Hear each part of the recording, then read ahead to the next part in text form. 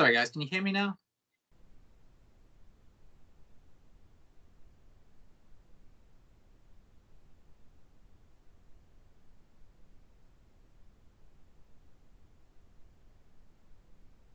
It's yes, it's working. Yep, great, cool. Okay, I'll start again. Right. So here we've got the page we're going to build today. It's just a quick sort of, there's a big main section and then a few sections of text at the bottom.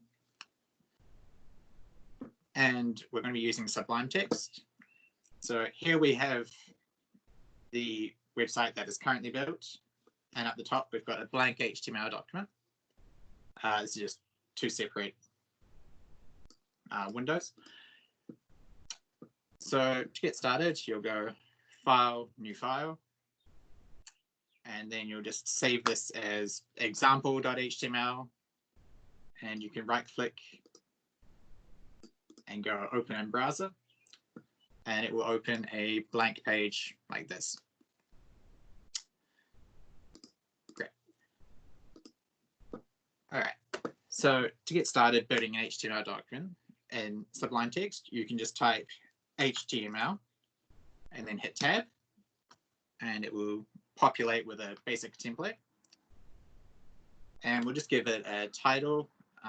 We've got Hello World for this one, so we'll just copy that. And that text there is what shows up in the tab. It also is how it gets indexed by Google. And so yeah, it can be used for SEO reasons and such.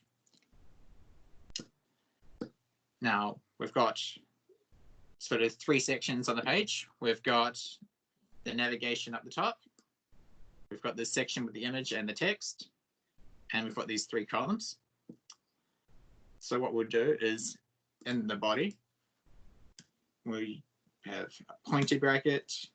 We'll write nav, and then we'll close the pointy bracket. And then we'll go open pointy bracket, slash, and that will close the tab. Let's put some space in there. So what we've got in the navigation is we've got all these links. Now that's a list. So what we'll do is we'll do pointy bracket OL, close bracket, and then we'll close that tag.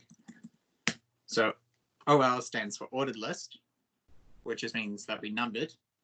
We don't want that. We want an unordered list. So we'll change it to UL, which stands for unordered list. Now in this list, we have 6 items.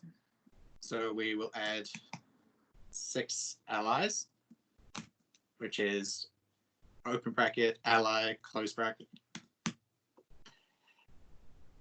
we'll just copy that 6 times. 1, 2, 3, 4, 5, 6. And these are also links. So if you click them, they would go somewhere. They don't currently because there is no other page. But we will add that in. So it's pointy bracket A, and you write href equals, and then some quotes. And then you close it with the bracket. Oh, double quote. Close it, and then you close that. So you should have A href equals quote, and then the closing A tag. At the moment, we can just put a hash in there. You can replace that with a URL or another link to another page if you have one. But at the moment, we'll just use hash. And if you click it, it's just going to do nothing. So we'll copy that into all the other links. And then we'll just put some text in them. So we've got home, link 1, link 2, link 3, link 4,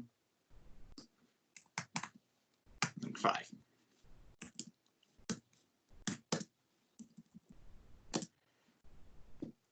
So there we've got a basic navigation.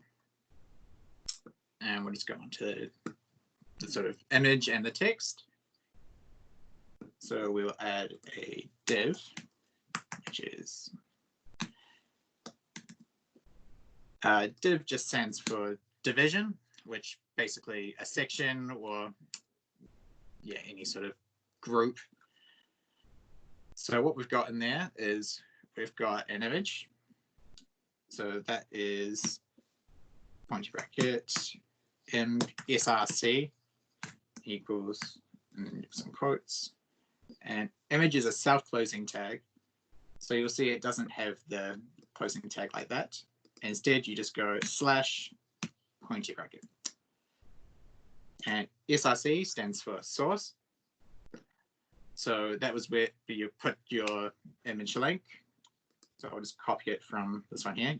You can use any image you find online, or ideally you'd host it yourself, but as a quick example, we'll just use one that's online. And then we also have the text hello world, and this is my first website. So this is a heading 1 and this is a heading 2. So heading 1 should always be your most important text on the website, and heading 2 will be for subheadings or anything else, and that goes all the way through to heading 6. So you can style each of those individually and obviously ranked by importance. So we'll just put in H1 for heading 1, and we'll close that, and we'll just write hello world, and then we'll put H2, and this is my first website.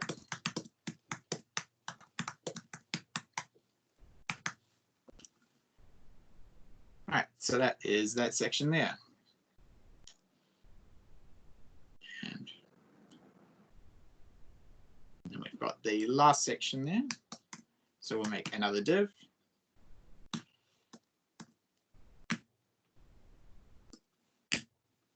And it's got 3 image and 3 paragraphs. So we'll do 3 paragraphs, which is just pointy bracket P.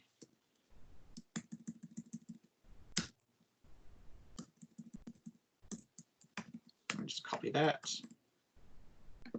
And in subline text, if you type lorem and hit tab, it'll pre-populate the area with loremism. And we'll just do that for the others.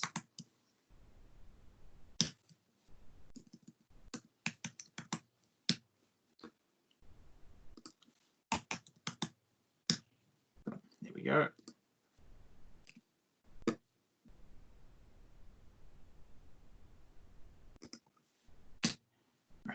We've got the 3 images, so we will just add those in, and I'll copy that from the other document. You can use any image you want, so we use the same thing as last time. src equals quotes, and close it, and just paste it in the quotes.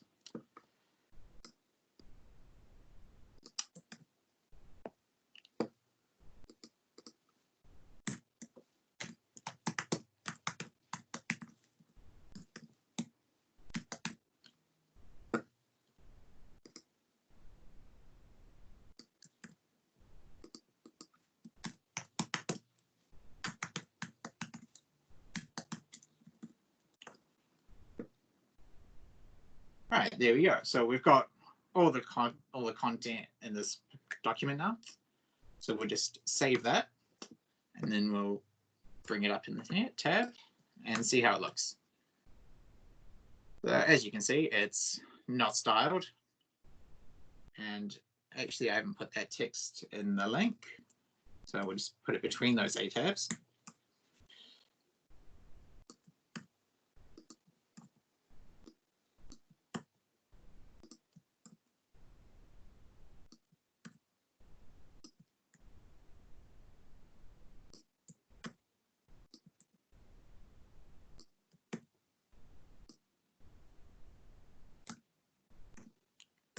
Save that again and refresh.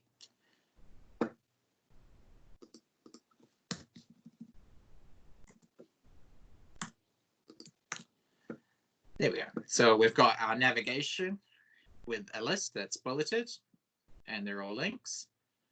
We have our main image, which is overflowing at the moment.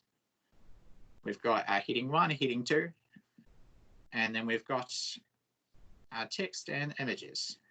Now, those don't seem to be loading correctly. What's going on there?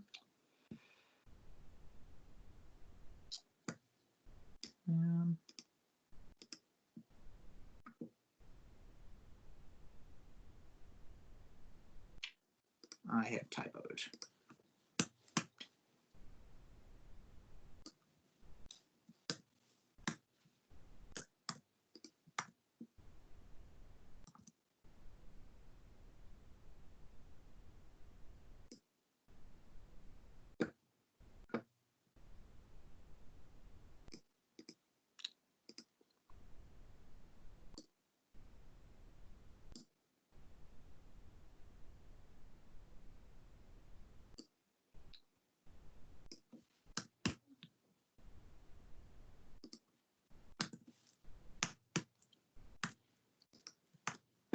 There we go. So we've got our 3 images and the paragraphs. So what we're going to do now is we're going to have to style this so it looks like the pre-built template.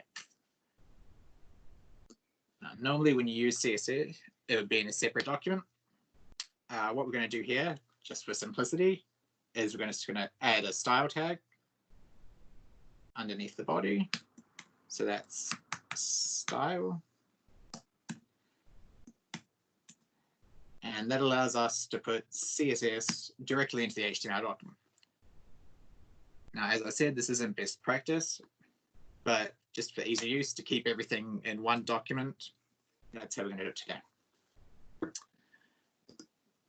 Now, the first thing is you'll see the body has this 5-pixel margin around it, which we can inspect. There we go.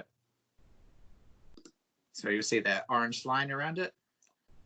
We don't want that, so we're going to get rid of it.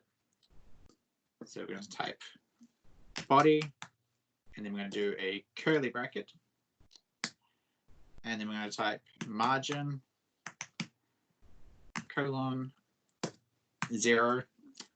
And because we don't want it to be stuck to the left or the right, we're going to put auto, which basically just means the margins on the left and the right, auto or centered. So if we save and refresh, that margin is now gone. Okay.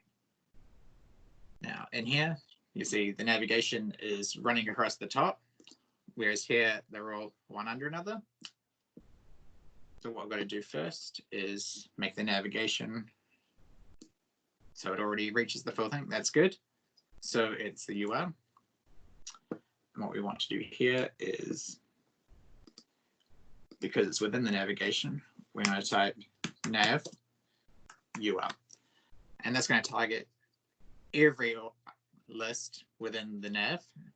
So if there's more than one, it will target them all. We only have one at the moment, so that's fine. Now, we want to get rid of the margin on that as well. So I'm just going to make that margin 0. And then we want to target the allies. Actually, we'll get rid of the dots first. So that is list style, none. So you see there's no more dots. Right, now we're going to target the list items. So we're going to go nav ul li. So that'll target all the list items within the navigation. And currently they're taking up the full width. So you can see there. And that is because by default, they are just block elements, which means they'll take up the full width if they can. So we're going to change that to inline block. So we go with display, and then we'll just type inline block. And that's with a dash. So So you'll see now they're all in line.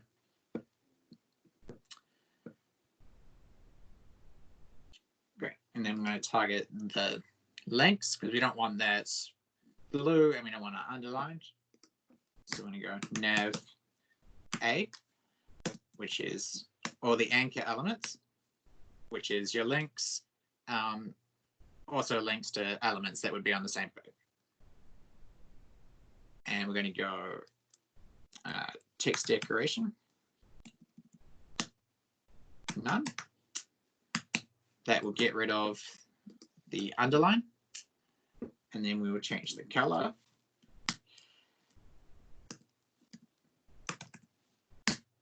to white. So you can see I've written white here. You can insert RGB values, hex codes. For hex codes, you just go hash. White is 444. Or you can go RGB in brackets, and then it's 255-255-255. You see that's white. But for simplicity, we're going to just stick with white. And you'll also notice that color is spelled without a U. That's basically how everything is in HTML and CSS. It all uses American spelling. So we'll save that and nothing will change. Text is still white. You can see that. Now you can see that this is pushing down the image. We don't want that. We want it on top of the image. So what we're going to do is position it absolutely. Right. So we're going to add some code to the navigation element now. Put it up there. And we're going to go position absolute. And we want it at the top. So I'm going to go top 0. 0 will default to 0 pixels. We'll just leave it as 0 at the moment. And left 50%. So we'll see how that looks. And as you can see,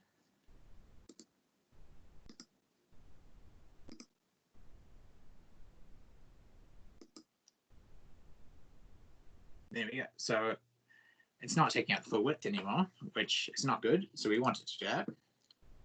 So we're going to go width 100%.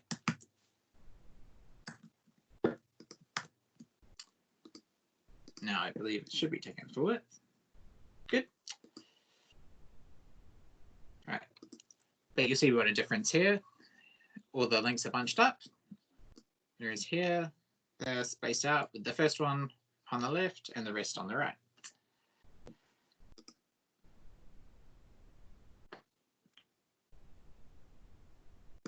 And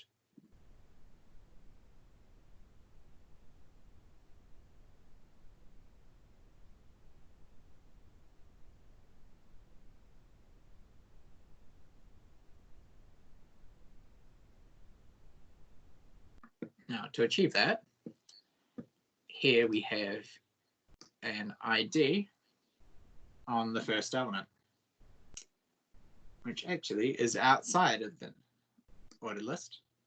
So we're going to go back and change that up here. So we just cut it and put it above the ordered list.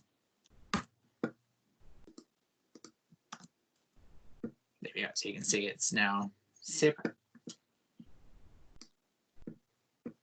And to target that list, or that element, no, given it a ID, which is done by, remove the list item. It's no longer in the list. So to give an ID, you just type ID equals, so speech marks, and then we'll give it the ID of home. So IDs are used for elements that are only going to appear on the page once, and that ID is unique to it. So now to target that, you type hashtag home, and then curly brackets. And we want that to be floating to the left. Float left. And let's save that. There we go. So now they're all aligned again. And what we can do now is get this block with the links in it to float to the right. So if we go into the nav UL CSS, and go float right. I'll save that and refresh. And now you see it's floating to the right. Now we've got a bit of an issue where there's quite a lot of scrolling here. So what we're going to do is we're going to target that image that's currently at its max width. We want it to be restricted to the width of window. So we're going to go into this div and we're going to give it a class. And we will call that class splash.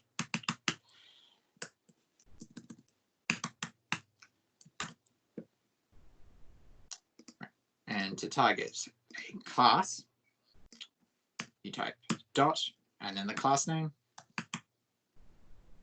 splash. And we want to target the image within that class. So we'll just type img or img. And we'll give it a max width of 100%.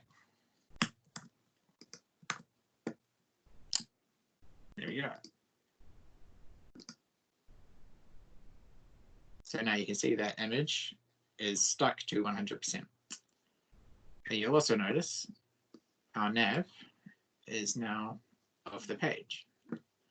And that's because it is set to be 50%. So what we're going to do is we are going to change that nav. And we're going to go transform, translate X, which the X is for the X-axis, so left and right. And we're going to put negative 50%.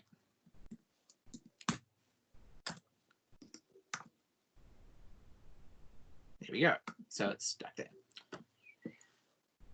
Now we're going to give it a max width of 1000 pixels, just to take away from those edges a little bit.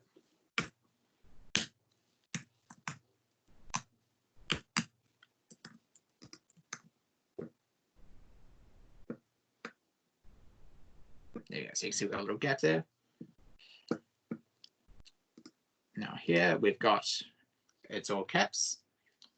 You can just change your links to all caps here. However, HTML is mostly for content. And if it's not supposed to be all caps, but you want it to look all caps, you would do that in CSS. And the reason for that is people with, say, if they're disabilities, if they're blind, when they use a screen reader, if they read it in all caps, it's like you're shouting at them. Whereas if we do it with CSS, it's semantically, it doesn't count as all cap. So in the nav A, we're going to go text transform, and we'll just change that to uppercase.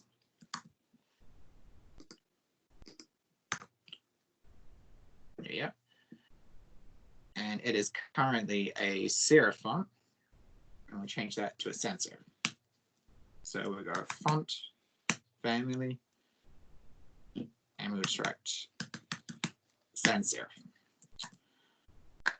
You can actually add specific fonts. So if we wanted Arial, for example, you can write it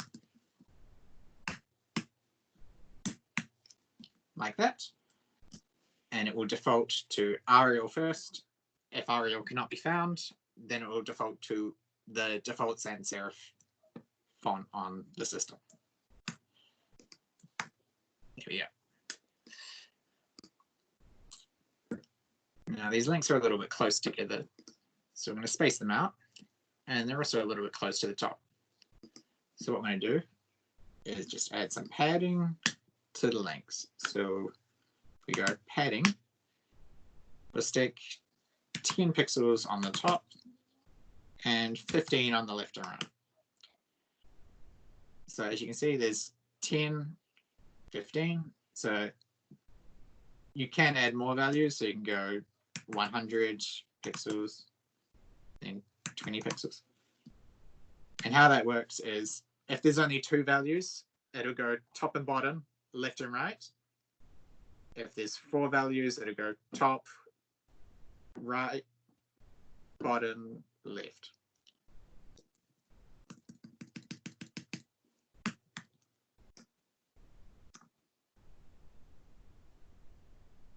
There we go. So we can see that that padding is now applied, although on that one, it is not applying to the top.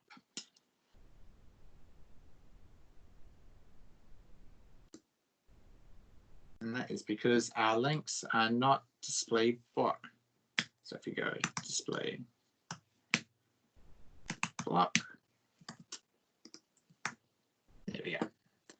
So when you apply padding to an inline element, which will be by default your images,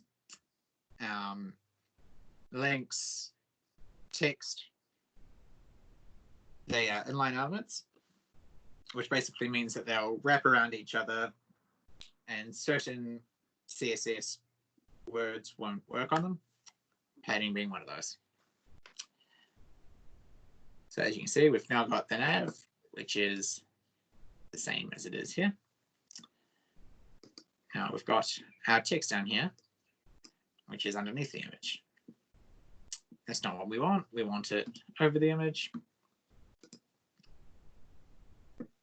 So we can style that now. And this is where we use our splash class. Actually, we'll need to add another div around that text. So we'll just go up to the text, add another div, and we'll call this splash text.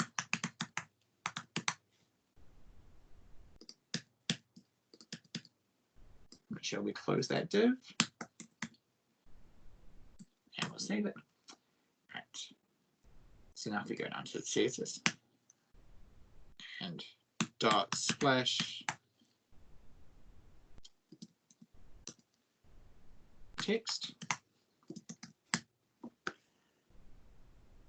and here the text is centered, so we'll go text align,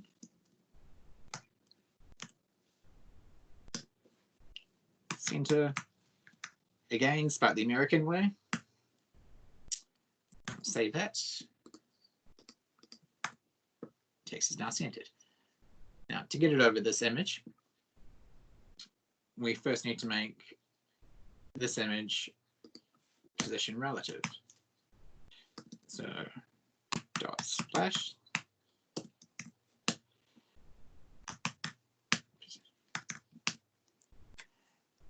and that basically defines that area as, so the top left will be 0% and the bottom will be 100%. So now we can make the splash text position absolute, and we can go top 50% and left 50%. There we go. And as you can see, it's the same problem we had with the navigation room, where it is positioned in this top corner in the center rather than in the center of the element. So what we're going to add to is we're going to go transform, translate, and we're going to go negative 50%, comma, negative 50%. So that'll move it half of its width and height, negative 50%. There we go. So now it's centered. And you also see, since we've made this background position relative, it is now on top of the navigation. So what we want to do is we'll go into navigation and we'll just add a Z index of 2, which brings it on top. There we go. Now we need to change that text color to white, and that's in H1 and in H2. So if we type H1, comma, H2, curly brackets, and we can just go color white. So when you separate two elements with a comma, it lets you target them both in the same statement.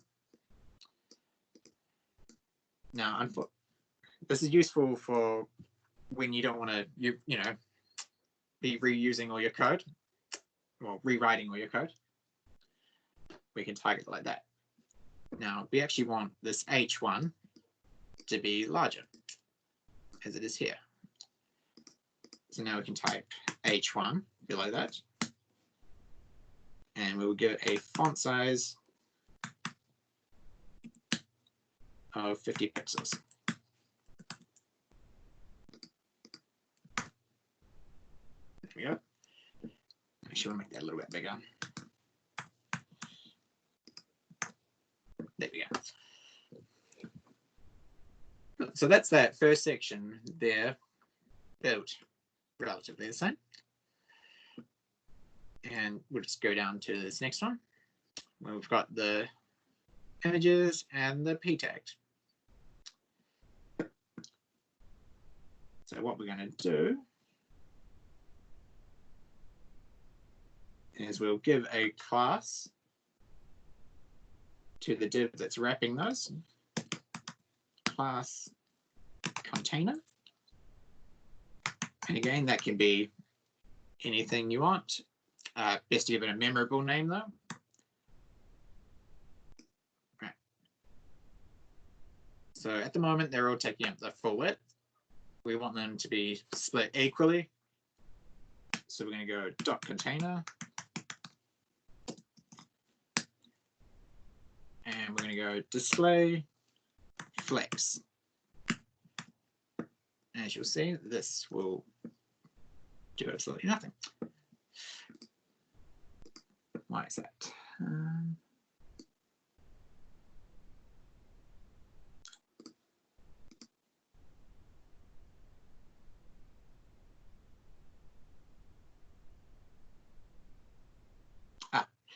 It's because the P's are still taking up 100% width. So if we go dot container P, and we'll set that to width 33%.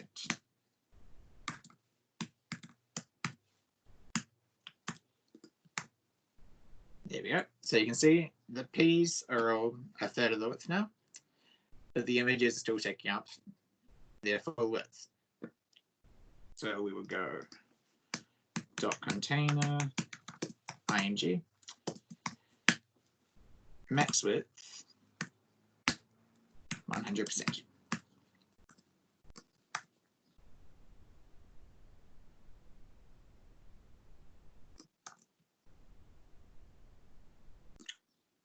Let's ignore that.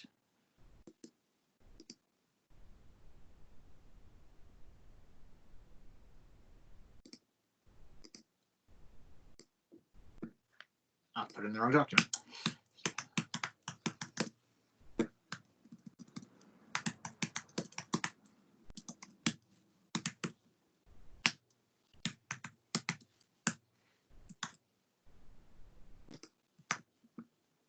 There we go.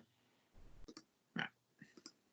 And here with a little bit of space between them, so we will just add some padding to the p tags. So we've got padding. We'll give it 20 pixels on the top and bottom, and 10 on the left and right. And I'm doing it like that because, as you'll see,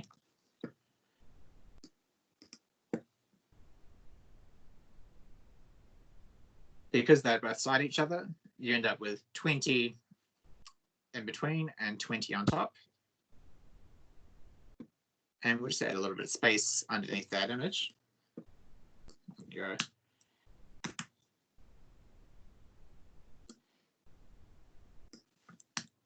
Margin bottom, 10 pixels. Now, the difference between margin and padding is margin is outside of the box, whereas padding is inside. So if I was to give the P a background color, let's do that quickly. Background red. You'll see it goes all the way to the edge. But if I change the padding to a margin,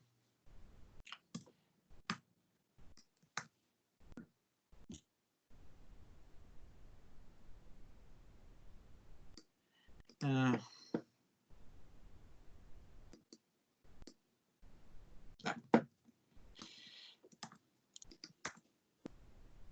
There we go. It stops there. Now you can combine this if you're going to do this. So you could have padding and a margin to have space between them and space between the edges. But we're just going to leave it how it was.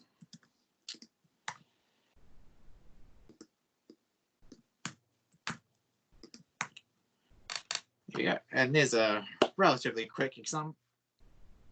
And yeah, so if there's any questions, feel free to, mention them in the chat and I'll be able to answer anything.